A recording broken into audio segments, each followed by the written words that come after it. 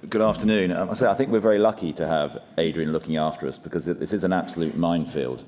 And I'm here as my role on the Bowel Oncology Committee, just to show you the data sets we've put together. 2 years ago, when we started rearranging the data sets, it was with a view to improving uptake. And in fact, the uptake didn't get improved.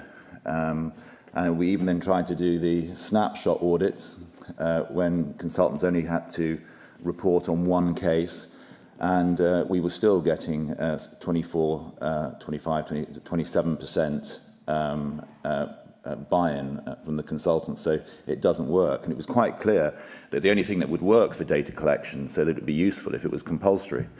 Now, this isn't compulsory and nothing's set in stone, except radical prostatectomy data is going to be published in 2015, and so it is kind of compulsory, because if you don't join in, you're going to be nowhere.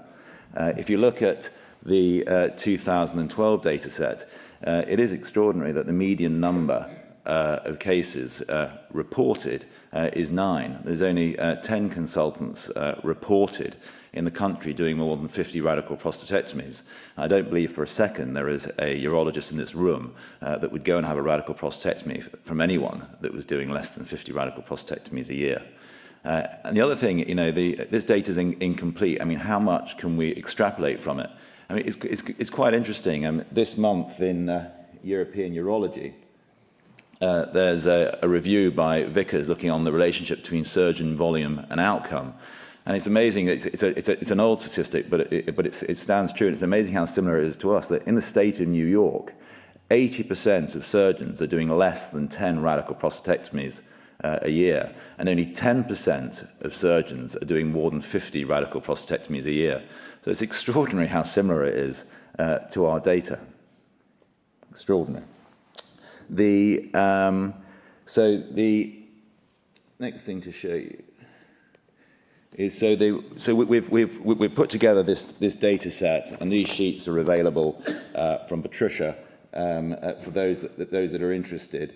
And we haven't changed it much, but in the operative part of the data set and the follow-up, we've removed continence and potency because, to be honest, it's a waste of time. There's no way to record that. Caroline's going to talk a little bit about PROMs, and I think when it comes to outcome, the only way that it's going to have to be very valid, it's going to have to be fair, because if we are going to be compared like with like, and this is collection of information for improvement, we want the awesome outlier to help the body of the urologist doing operations to feed in, and we want to improve together, and so if we're going to do that, the data's got to be good. And we don't have to do that immediately. If you look at the relationship between volume and outcome, all we have to get right first up is just the numbers. So there's enough data out there to say that just numbers is enough. The other simple things that we could do is simply length of stay. Length of stay is a surrogate for complications. We can get length of stay. We'd have to access HEST, and we'd have to trust the HEST data, and the coding has to be right at home. And so you'd have to make sure your house was in order at home, so your coding was right. But those are two very fair and very solid and non-arguable things. The next thing is pathology. The problem about pathology is case mix, and so everyone would immediately get very excited because, especially if we're going to be compared with other countries with higher screening, or north versus south, London versus not, private cases versus non-private cases, the case mix. But you can get. I personally think that T2 positive margin rates are a very fair comparator between surgeons. You either go in the prostate or you don't. That's a definition of a T2 margin. Sure, if you've got high volume disease, your chances of having a positive cancer margin is higher than if it's not. It's difficult to do. But it is going to be here.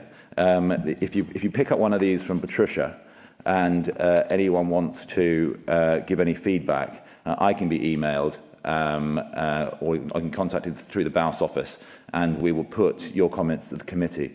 But we put quite a lot of work into this. It is simple. We did think of actually dropping the follow-up section altogether, but the audit committee were keen that we didn't. But I think follow-up is going to change, because we're going to have a patient-recorded outcome, and that'll be our follow-up. And because what matters is that the patients do well, they're happy, there's no regret, they're continent, they're potent, they don't have complications, and that we're curing their cancer. And that can be done as a single hit from a patient-reported outcome. So just some thoughts, but go back, work out how you're going to do it, appoint someone, identify someone, delegate the task to someone, but make sure all your cases get in. Because it's going to reflect on you and your institution, and ultimately it's going to reflect on whether you carry on doing radical prostatectomy, because this will get picked up on, and it will change. There'll be no forcing, it's going to be voluntary, but this is going to change practice, and it's going to be massive, I think.